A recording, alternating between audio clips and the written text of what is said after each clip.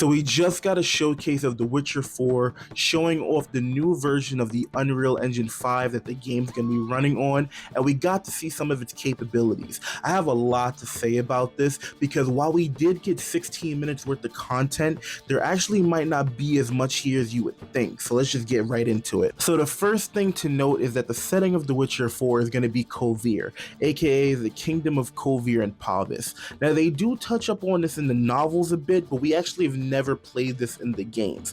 Some of the veteran Witcher fans have speculated this is where we're going to be, and the devs themselves have confirmed this. The only thing I know about it is that it's a neutral kingdom. It's not affiliated with Nilfgaard or the Northern Realms. Going into the actual game, the first thing that we see is a wealthy man getting attacked by a dragon, and I just have to say this game looks absolutely phenomenal, but that's a given, which we're going to be touching on in just a bit. Now, just in case anyone's unaware, I need to express that this is not an official trailer. This is just a tech demo showing off the newest version of the Unreal Engine 5, which means everything in this video is subject to change. For example, early on in the trailer, they show us a bunch of interactions and chain reactions. Now, I'm very skeptical that these are going to make it into the final product of the game.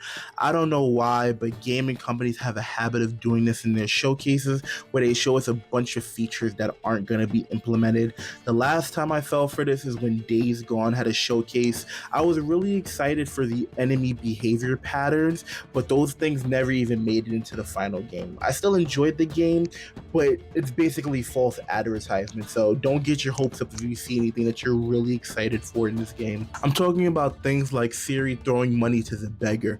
Yeah, there might be an interact button for you to do so in the game, but there's not going to be a seamless transition like there was in the tech demo that we just got. I even checked the comments and it seems like people are sharing the same skepticism as me, and it's not without merit. After all, Cyberpunk was shown to have similar interactions such as these, and those also didn't make it into the game. A lot of people are bringing up the fact that they're not trying to make the same mistake twice, and honestly, it's a valid point because we're not even expecting these interactions in the game in the first place. So the main thing to be understood is that this is just a tech demo. This is not an accurate representation of what The Witcher 4 is going to hold at all. If anything, look at it as just a demonstration of what the new version of the Unreal Engine 5 is supposedly capable of doing, but like I said, it has no merit on what The Witcher 4 is actually going to hold. I'm not sure why gaming companies keep doing this, but I don't appreciate the false advertisement in my opinion. I've even seen comments having big rallies telling people to not pre-order this game, but me personally, I've learned the hard way that trying to get people to not vote with their wallet is a fruitless endeavor. It's just not going to happen. People are going to buy games day one, pre-order them as soon as they're available, especially when it's a super big hot game that they've been anticipating for years.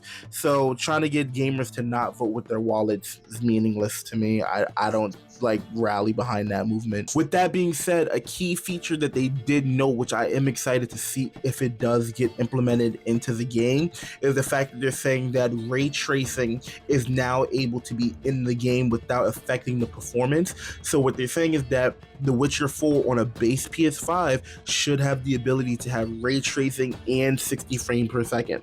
Now, like I said, will that happen for everyone? Probably not, but if it can happen on a base PS5, I'm hoping that's the case. Remember, in modern day games, they do have a lot of customization and optimization options, so most likely if you're not running this on a high-end PC, you might not get that option. It also depends on if you have a good monitor, but like I said, if they're able to do it, I'm not going to complain, so I'm looking forward to see if that's the case. We get ray tracing at 60 frames per second day one on a base PS5. Something of note that I did want to point out in the video is that one of the NPCs calls Siri a witcheress.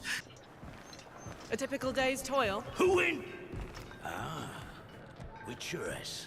Now, that kind of threw me off because I was under the impression that a witcher was the masculine term for witch. So is Siri a witch, a witcher, or a witcheress? I'm not sure what it is. I mean, the game's called The Witcher, so I'm going to call her a witcher, but I'm wondering what's the official term is at this point for Siri specifically. And after that, they show off a bunch of more graphic mechanics and how they're, implementing the graphics into the game.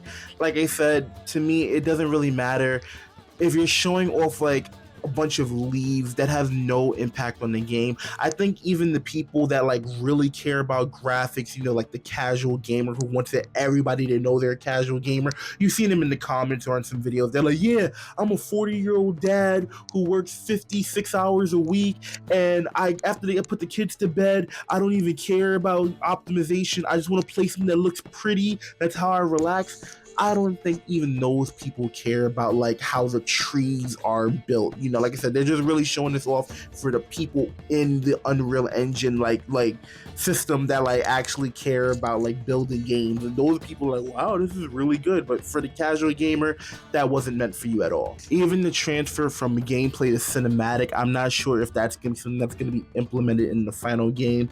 Like for example, if I peek over any balcony, is it gonna go into like a cinematic mode?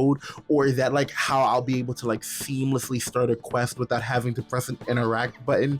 Not entirely sure, but like I said, I don't expect too much for this to be in the final game. But even so, like I said, the small details is not something that anyone's gonna focus on. Like when they took extra time to focus on like, oh yeah, this is the merchant selling a fish. Like, yeah, that might be a cool attention to detail.